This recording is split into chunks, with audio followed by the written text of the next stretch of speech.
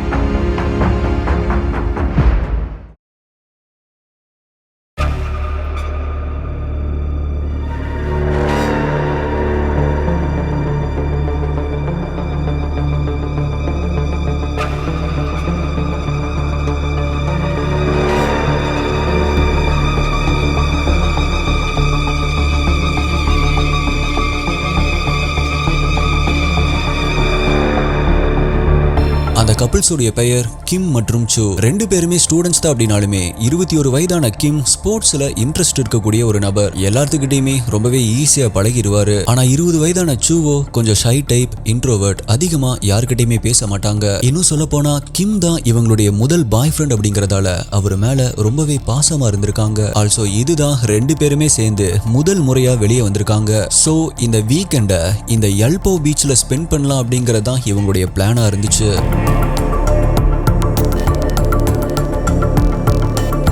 இந்த elbow beach சிட்டில இருந்து கொஞ்ச தூரம் தான் தள்ளி இருக்குது அப்படின்னாலுமே இது ஒரு ரிமோட்டான ஏரியா தான். பக்கத்திலேயே ஒரு கிராமம் இருக்கு அப்படின்னாலுமே மத்த பீச்சஸ்ல இருக்கிற மாதிரி இங்க அதிகமா கூட்டம் இருக்காது. இங்க மேக்சிமம் கடல்ல மீன் பிடிக்கிற போட்ஸ் தான் இருக்கும். அப்படி கடல்ல மீன் பிடிச்ச போட்ஸ் எல்லாமே வந்து அவங்க பிடிச்ச மீன்களை அப்படியே லைவா அந்த பீச்சுக்கு பக்கத்துல இருக்கிற ஒரு மார்க்கெட்ல போட்டு சேல் பண்ணுவாங்க. அது மட்டும் இல்ல கடலுக்கு பக்கத்தில் இருக்கிற அந்த மலைகள்ல டீ எஸ்டேட் மாதிரி டீ பிளான்டேஷன் இருக்கிறதால அங்க பீச்ல வீசக்கூடிய காற்று ரொம்பவே மனமாகவும் ரொம்பவே ஸ்வீட்டாகவும் இருக்கும். சோ இதுக்காகவே இந்த பீச் ரொம்பவே ஃபேமஸா இருந்துச்சு. நிறைய பேர் இந்த மாதிரி கப்பிள்ஸா வந்து இல்ல ஃபேமிலியோட வந்து அந்த பீச்ல கேம்ப் போட்டு தங்குவாங்க. இது எல்லாம் தான் இந்த எல்போ பீச்சோடைய டூரிஸ்ட் அட்ராக்ஷனா இருந்துச்சு. பீச்ல அதிகமா கூட்டம் இல்ல அப்படின்னாலுமே அதை சுத்தி இருக்கக்கூடிய இடங்கள்ல ஹாப்பனிங் அதிகமா இருக்கக்கூடிய இடம் தான்.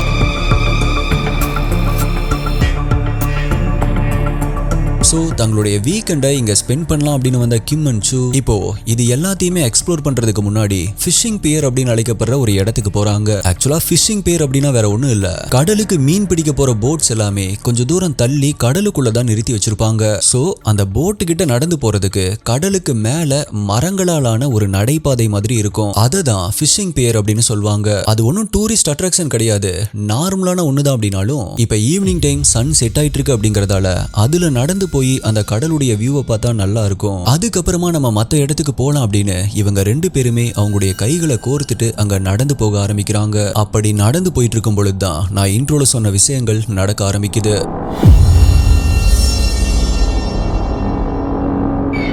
இந்த மாதிரி தன்னுடைய பொண்ணு அவங்களுடைய பாய் ஃப்ரெண்டை காணோம் அப்படின்னு போலீஸ்ல அவங்களுடைய பேரண்ட்ஸ் கம்ப்ளைண்ட் கொடுத்ததுக்கு அப்புறமா இன்வெஸ்டிகேஷனை ஸ்டார்ட் பண்றாங்க. முதல் கட்டமா கிம் மற்றும் சூவுடைய மொபைல் சிக்னல் எங்க காமிக்குது அப்படின்னு செக் பண்றாங்க. பட் போலீஸால அவங்களுடைய சிக்னலை கண்டுபிடிக்க முடியல. அடுத்த கட்டமா அங்க பீச்சுக்கு வந்த போலீஸ் அங்க சுத்தி இருந்த மக்கள் கிட்ட கிம் மற்றும் சூவுடைய போட்டோஸை காமிச்சு இந்த கப்பிள்ஸை பாத்தீங்களா, நீங்க பார்க்கும்போது அவங்க ஏதாவது சண்டை போட்டுட்டு இருந்தாங்களா, இல்ல ஏதாவது சந்தேகப்படும்படி இருந்துச்சா, அவங்க என்ன பண்ணிட்டு இருந்தாங்க அப்படிங்கிற மாதிரி பல கேள்விகளை அங்கிருந்த எல்லாத்துக்கிட்டையுமே விசாரிக்க ஆரம்பிக்கிறாங்க.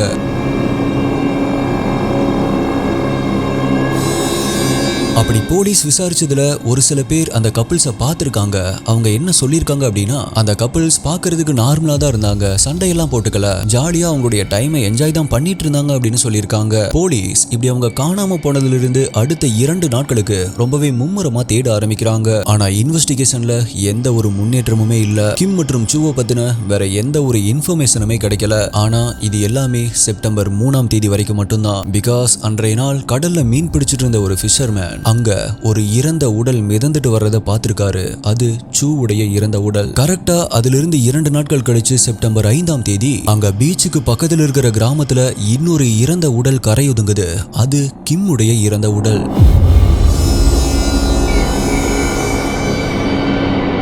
கிம் மற்றும் சூ அடையாளமே தெரியாத அளவுக்கு செதஞ்சு போயிருந்தாங்க. சோ அவங்க காணாம போன அந்த நாளே அவங்க இறந்து போயிருக்கணும். அப்ப இருந்தே அவங்களுடைய இறந்த உடல் கடல் நீர்ல இருந்திருக்கணும் அப்படின்னு போலீஸ் கணிச்சாங்க. மேலும் அவங்களுடைய அட்டாப்சி ரிப்போர்ட் படி 2 பேருக்குமே அவங்களுடைய உடல் முழுவதுமே பல இடங்கள்ல எலும்பு பிராக்சர் ஆயிருக்கிறத, எலும்பு முறிவுகள் ஏற்பட்டிருக்கிறது கண்டுபிடிக்கப்படுது. ஆனா அந்த எலும்பு முறிவுகள் எதனால ஏற்பட்டிருக்கு அப்படிங்கறத அப்போதைக்கு டாக்டர்ஸால உறுதியா சொல்ல முடியல. யாராவது அவங்கள அடிச்சதால இப்படி எலும்பு முறிவுகள் ஏற்பட்டிருக்கா, அல்லது சில நாட்களா இவங்களுடைய இறந்த உடல் கடல் நீர்ல இருந்ததால கடல்ல இருந்த பாறைகள் மோதி இப்படி எலும்பு முறிவுகள் ஏற்பட்டிருக்கா அப்படிங்கறத உறுதியா சொல்ல முடியல.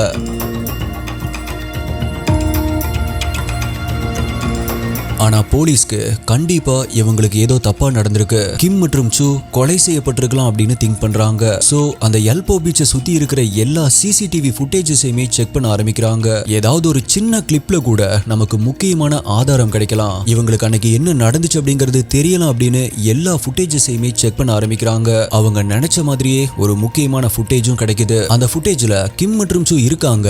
ஆனா அந்த ஃபிஷிங் பேருக்கு மேல இல்லாம அதுக்கு கீழே போட்ஸ் எல்லாமே கரையொதுங்கி நிக்கிற அந்த இடத்துல 2 பேருமே கையை கோர்த்து நடந்து போயிட்டு இருக்கிறது தெரியுது. அது மட்டும் இல்ல, அந்த வீடியோ ஃபுட்டேஜ்ல அந்த இடத்துல அவங்கள தவிர சுத்தியும் வேற யாருமே இல்ல. இதுதான் ரொம்பவே வியர்டான ஒரு விஷயமா இருந்துச்சு.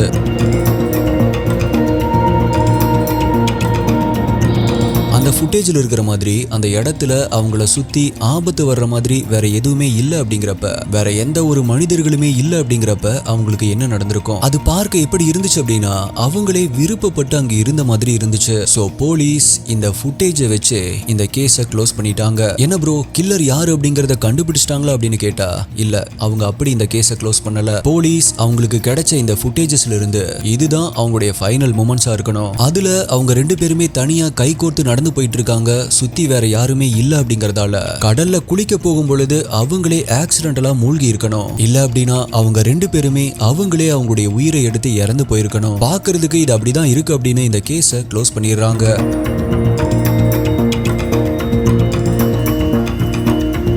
கிம் மற்றும் சூவுடைய பேரண்ட்ஸோ இதை முற்றிலுமா மறுத்தாங்க. இருந்தாலுமே அவங்களால எதுவுமே பண்ண முடியல, பிகாஸ் போலீஸ் இந்த கேஸை க்ளோஸ் பண்ணிட்டாங்க. அதுக்கப்புறமா கிம் மற்றும் சூக்கு என்ன நடந்துச்சு அப்படிங்கறத கண்டுபிடிக்க யாருமே முன் வரல. ஆனா அது எல்லாமே செப்டம்பர் 26ஆம் தேதி வரைக்கும் மட்டும்தான். பிகாஸ் கிம் மற்றும் சூ இறந்து கரெக்டா 4 வாரங்கள் கழிச்சு கிம் மற்றும் சூவுடைய உடல் எந்த ஏரியால கிடைச்சதோ அதே ஏரியால இன்னும் 2 பெண்களுடைய இறந்த உடல் கரையொதுங்குது.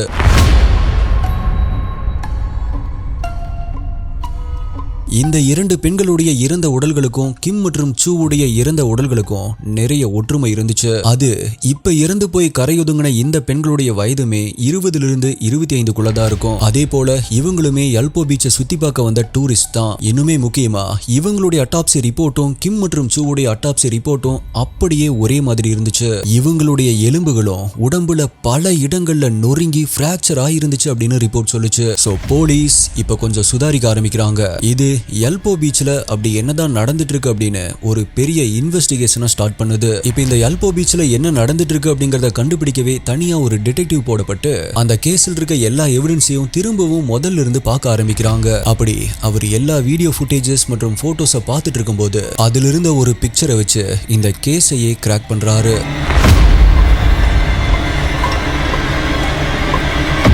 அது என்ன அப்படின்னா, சம்பவம் நடந்த அந்த நாள் கிம் மற்றும் சூ அந்த எல்போ பீச்ல ஃபிஷிங் பேர்கிட்ட அவங்களுடைய கைகளை கோத்துட்டு நடந்து போயிட்டு இருக்கும்போது கிம் எதையோ பார்த்து சடனா ஸ்டாப் ஆகி அவருடைய கையை தூக்கி காமிப்பாரு. அடுத்த சில நொடிகள்ல அவங்க ரெண்டு பேருமே அதை நோக்கி ஓடி போவாங்க இல்லையா. அப்படி கிம் பார்த்தது ஒரு ஃபிஷர்மேன. அந்த ஃபிஷர்மேன் அங்கிருந்த ஃபிஷிங் பேருக்கு கீழே அவருடைய போட்டை எடுத்துட்டு கடலுக்குள்ள போறதுக்கு ரெடி ஆயிட்டு இருந்திருக்காரு. சோ கிம் என்ன நினைச்சிருக்காரு அப்படின்னா, அப்படி கடலுக்குள்ள போற அந்த ஃபிஷர்மேனுடைய போட்ல நம்மளும் போனோம் அப்படின்னா அங்க கடலுக்குள்ள இருந்து பீச் மற்றும் சன்செட்டை பார்க்கிறதுக்கு இன்னுமே நல்லா இருக்கும் அப்படின்னு யோசிச்சிருக்காரு.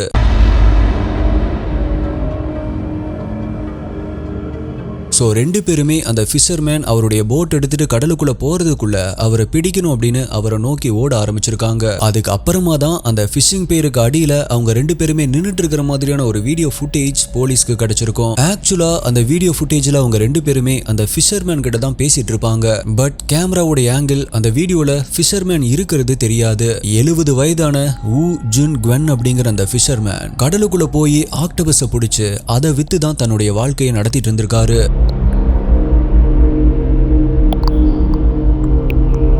முதல்ல கிம் மற்றும் சூ ரெண்டு பேருமே போய் இந்த மாதிரி நாங்களும் உங்க கூட போட்ல வரோம் அப்படின்னு சொல்லி அவர் அப்ரோச் பண்ணி கேட்கும் பொழுது அவரோ இல்ல முடியாது அப்படின்னு சொல்லியிருக்காரு. ஆனா கிம் மற்றும் சூ இல்ல ப்ளீஸ் எங்களை உங்க கூட உங்களுடைய போட்ல கூட்டிட்டு போங்க அப்படின்னு பல முறை கெஞ்சி கேட்டதால கடைசியா சரி ஓகே கூட்டிட்டு போறேன் அப்படின்னு ஒத்துருக்காரு. அந்த ஃபிஷர்மேன் வூ ரொம்பவே ஒல்லியா குட்டையா பாக்குறதுக்கே ரொம்பவே பரிதாபமான ஒரு நிலைமையில தான் இருந்திருக்காரு. ஆனா அவரு குழந்தையில இருந்தே இந்த ஃபிஷிங் போட்ல வேலை செஞ்சுட்டு இருந்ததால பார்க்க தான் அப்படி இருப்பாரே தவிர பிசிக்கலி ரொம்பவே ஸ்ட்ராங்கான ஒருத்தர், ரொம்பவே பலசாலியான ஒரு ஆளு. அதே போல வெளி தோற்றத்துல பார்க்கிறதுக்கு ஒரு புள்ளப்பூச்சி மாதிரி இருந்தாலும் உள்ள வூ ரொம்பவே டிஸ்டர்ப்டான ஒரு பர்சன்.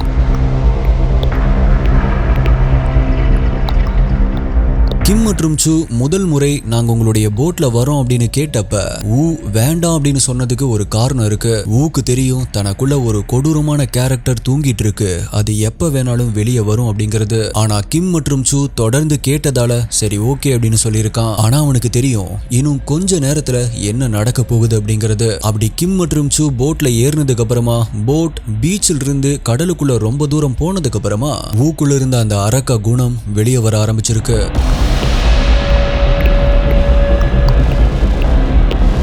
இப்ப வூ சடனா போட்ல இருந்த கிம்ம கடலுக்குள்ள தள்ளி விட்டுருக்கான். அப்படி கிம் கடலுக்குள்ள விழுந்த உடனே வூ அவங்க கிட்ட இருந்த ஒரு ஹூக் மாதிரியான ஒரு பெரிய இரும்பு ராடை எடுத்து தண்ணிக்குள்ள தத்தளிச்சிட்டு இருந்த போட்ல திரும்பவுமே ஏற முயற்சி பண்ணிட்டு இருந்த கிம்ம அந்த இரும்பு ஹூக்கால தலை முகம் கைகள் அப்படின்னு ரொம்பவே கொடூரமா அடிக்க ஆரம்பிச்சிருக்கான். அப்படியே அடிச்சு ஒரு கட்டத்துல போட்ல ஏற முடியாம கிம் இறந்து போயிருக்காரு. இது எல்லாத்தையுமே போட்ல இருந்த சூ இங்க என்ன நடந்துட்டு இருக்கு அப்படின்னு புரியாம உறைஞ்சு போய் பார்த்துட்டு இருந்தாங்க. அவங்களுடைய பாய் ஃப்ரெண்ட் அவங்களுடைய கண்ணு முன்னாடியே இப்படி அடிச்சே கொல்லப்பட்டதை பார்த்து அவங்க மரண பயத்துல நின்னுட்டு இருந்தாங்க. இப்ப அடுத்ததா போட்ல இருந்த சூவை அதே மாதிரி கடலுக்குள்ள தள்ளி விட்டு அதே போல அந்த இரும்பு ஹூக்கால முகம் தலை கை அப்படின்னு ரத்தம் தெறிக்க வெறியோட அடிக்க ஆரம்பிச்சிருக்கான். அப்படி ரெண்டு பேரையுமே துடிக்க கொலை பண்ணதுக்கு அப்புறமா எதுவுமே நடக்காத மாதிரி தன்னுடைய போட்டை கரைக்கு எடுத்துட்டு வந்து ஆக்டோபஸை விற்க ஆரம்பிச்சிருக்கான்.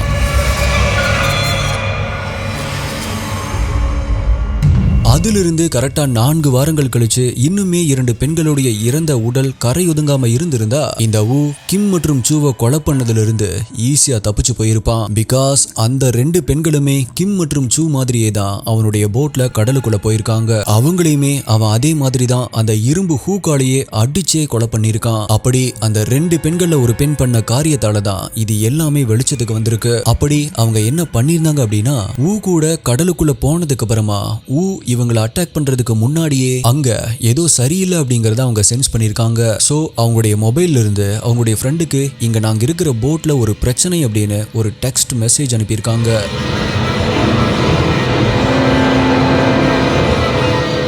ஸோ போலீஸ் இந்த 2 பெண்களுடைய இறந்த உடல் கிடைச்சதுக்கு அப்புறமா அவங்களுக்கு இப்படி ஒரு டெக்ஸ்ட் மெசேஜ் அனுப்பியிருக்காங்க அப்படின்னு தெரிஞ்சதுக்கு அப்புறமா அன்றைய நாள் அந்த டைம்ல எல்போ பீச்ல கடலுக்குள்ள எந்தெந்த போட்ஸ் எல்லாம் இருந்துச்சு அப்படின்னு ரெஜிஸ்ட்ரியை செக் பண்ணிருக்காங்க. பட் அன்னைக்கு ஹாலிடே அப்படிங்கறதால ஒரே ஒரு போட்டை தவிர கடலுக்குள்ள வேற எந்த ஒரு போட்டுமே இல்ல. அந்த ஒரு போட் ஊவுடைய போட் தான். அப்படி இதை கண்டுபிடிக்கும் பொழுதுதான் இந்த கேஸ்க்காகவே நியமிக்கப்பட்ட அந்த டிடெக்டிவ் சூவுடைய கேமரால கடைசியா எடுக்கப்பட்டிருந்த ஒரு போட்டோவை கவனிக்கிறாரு. அந்த போட்டோல இருந்தது வேற யாரும் இல்ல, தன்னை இன்னுமே கொஞ்ச நேரத்துல ரொம்பவே கொடூரமா சாகடிச்சு கொல்ல போறது இந்த ஊதான் அப்படிங்கிறது தெரியாமலேயே சூ ஊவுடைய போட்ல இருந்துட்டே ஊவை எடுத்த கடைசி போட்டோ தான் அது.